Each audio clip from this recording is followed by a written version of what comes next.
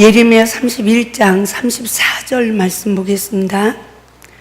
그들이 다시는 각기 이웃과 형제를 가리켜 이르기를 너는 여호와를 알라 하지 아니하리니 이는 작은 자로부터 큰 자까지 다 나를 알기 때문이라.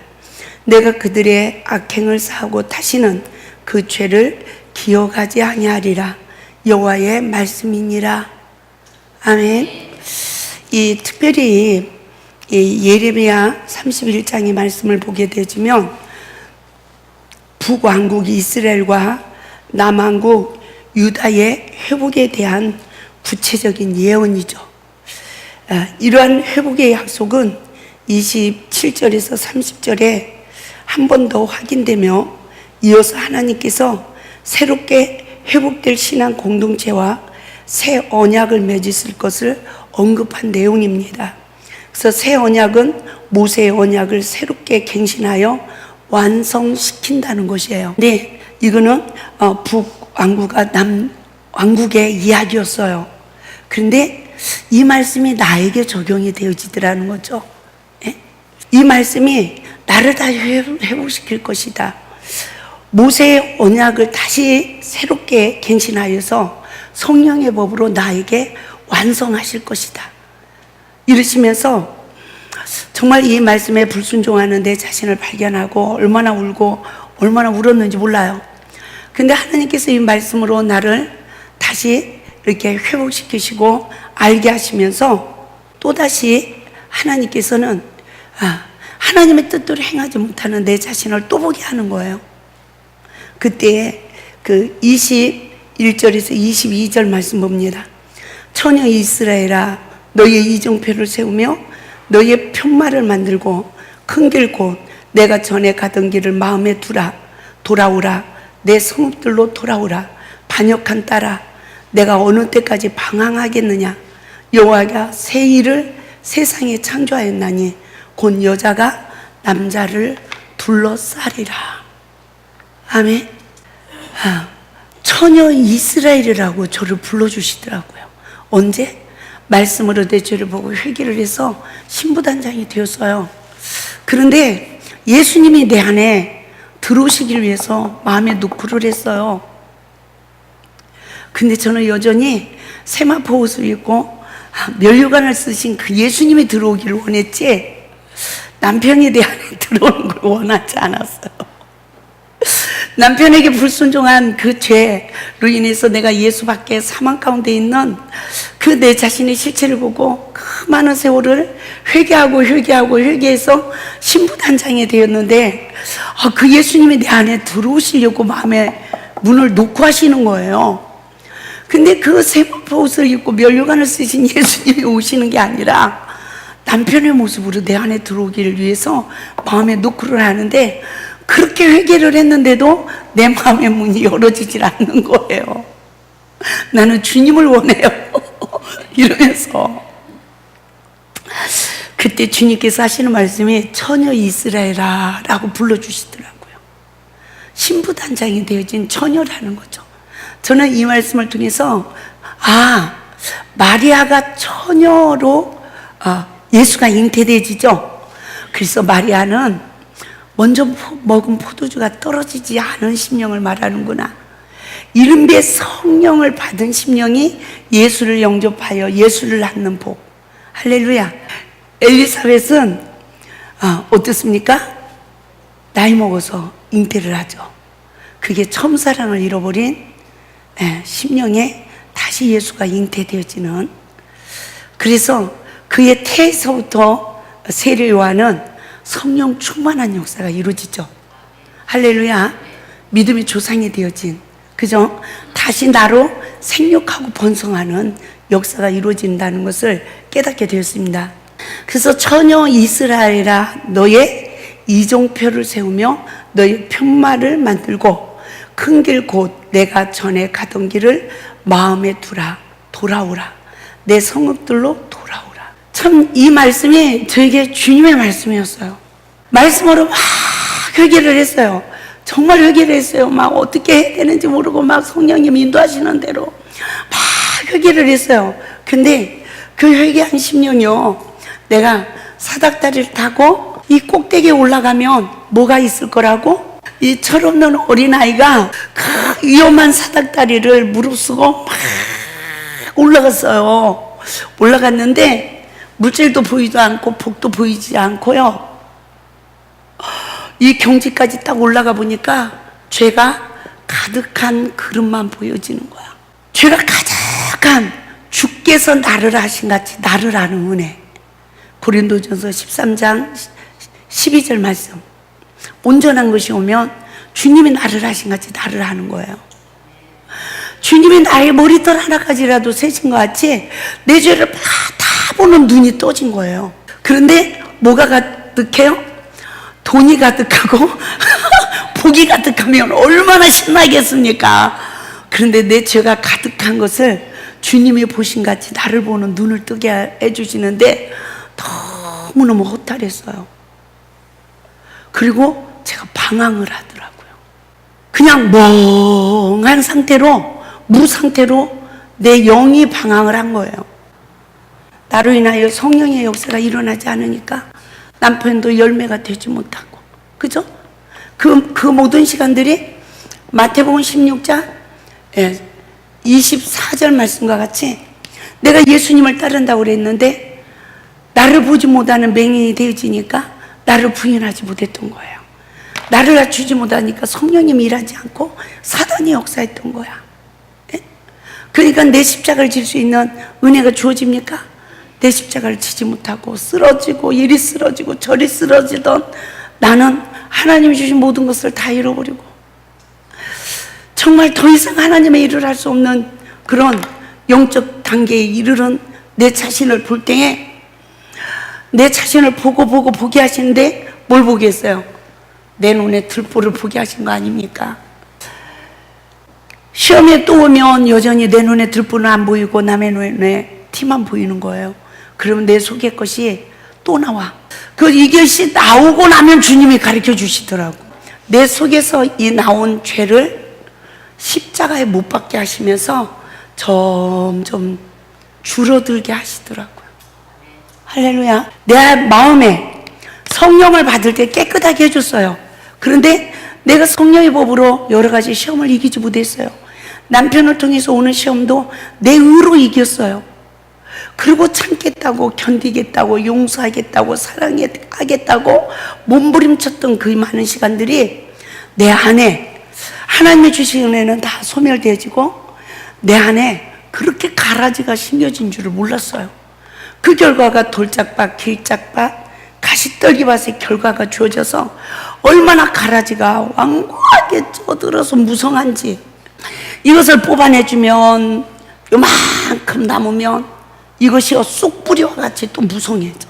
그러면 그것을 또 뽑아내는 작업, 또 뽑아내는 작업. 그러면서 깨달은 것이 내 속에서 예수님은 이미 내 속에 있을 때 이것을 죄라고 말씀하셨구나. 그런 나를 구원하러 오셨구나. 그런데 사람들은 이것이 나오면 이 사람을 죄인이라고 뭐합니까? 정죄하죠. 예수님은 내 속에 이미 들었을 때 나를 정죄하지 아니하시고 성령의 법으로 오시는 거예요. 내 죄를 보는 눈을 뜨게 해주시는 거예요. 그래서 내 속에 들어있는 것이 밖으로 나올 때 다른 시험을 통하여 이것이 내가 못 견디고 밖으로 나온 거 아닙니까? 밖으로 나왔는데 이것을 보는 시청각 자료, 성령님이 이것을 가지고 이거는 죄다, 이거는 사단의 역사가 어떻게 이루어지는 것이다, 이것은 내 뜻이 아니고 이것이 내 뜻이다. 하나님이 실습 공부를 시키더라고요. 아멘. 그러시면서 말씀의 육각 원칙을 구속사의 원리로 알게 하는 거예요. 이러면서 이것을 십자가에 못 박지 못하는 자는 누굽니까? 상대방을 십자가에 못 박는 자죠. 근데 상대방을 십자가에 못 박은 내 눈에 들보를 보는 은혜를 입으니까 내 속에서 나온 죄가 보이는 거예요. 할렐루야. 그건 누가 잘못했다? 남편이 어떻게 뭔 정지를 했어도 원수까지 사랑하지 못하고 내가 정죄하고 있는 내가 잘못한 거예요. 성도들이 어떤 잘못을 해도 내가 생명을 줄 수 있는 통로가 되지 못한 내가 잘못한 거예요. 그렇죠? 그래서 저도 이렇게 보면 성도들이 막 그냥 막 너무 억센 성도가 와서 한번 휘젓고 그리고 머물긴 합니까? 그냥 가버리지. 그럴 때 그 모습을 보면 나도 옛날에 그랬다. 하나님 앞에 열심히 특심만 내세우고, 그죠? 믿음만 내세우고, 질서의 법이 무엇인지 뭐가 뭔지 모르고 그냥 입술 열리는 대로 열리고, 예? 생각되는 대로 생각하고, 이런 혼돈 속에서 우리가 살아왔죠. 그래서 그것이 내 죄의 열매다, 내 십자가다 이러고 온전히 나를 부인해서 그에게까지라도 생명을 줘서 살리는 사명을 감당해야 되는데 그 일을 하지 못하는 거예요. 근데 그 영혼을 하나님이 버리느냐? 아니라는 거죠. 예? 그 영혼을 또 다른 지도자에게 맡겨서 하나님 그 영혼을 양육하는데 쉬지 아니하신다는 겁니다. 할렐루야. 그 죄에 쫓겨서 쫓기는 그 영혼을 또 안식할 곳도 주시고, 또 하나님은 그 영혼을 위하여 끝없이 일을 하신다는 거죠. 그런데 여전히 내 눈에 들보를 보지 못했던 시간, 예? 내 속에서 내 의가 나오잖아요. 그래서 상대방을 십자가에 못 박고 있는 나 얼마나 부끄러운지, 얼마나 하나님 앞에 죄송한지. 그러다가도 거기까지 회개하는 걸로 그치면 참 좋은데 얼마나 나의 또 무력함을 보고 사단의 공격을 받는지. 살고 싶지 않다, 목회 안 하고 싶다, 정말 빨리 죽었으면 좋겠다 이러면서 사단의 공격을 받아요. 그래서 성령님은 우리 죄를 보면 회개케 하시고 십자가의 은혜에서 우리를 자유 주시고 영적 세임을 주셔서 더 큰 사명을 감당할 수 있는 그릇을 만드시는데, 사탄은 그 기회에 그 시간에도 또 나를 참소하고, 예? 나를, 예? 정말 가룟 유다처럼 영적 자살, 육적 자살까지라도 시도하는 사람들이 있다는 것입니다. 그러면서 정말 우리가 해가 지기 전에 분을 풀어라 라는 이 말씀, 예? 정말 내 속에서 더러운 것이 나와도 그것을 보는 은혜가 임할 때 빨리 내 잘못을 시인하고 엎드리면 다시 그 나갔던 암덩어리가, 죄덩어리가 내 안에 들어가지 않고 내가 신부단장이 이루어지는 줄 믿습니다. 그러니까 내 죄가 이만큼 그 많은 시간을 보고 마지막 악의 모양까지 보는 은혜를 입었는데, 그 은혜를 입으면서 올라갔더니 주님이 완전한 죄인을 나라는 것을 보게 하시더라고요.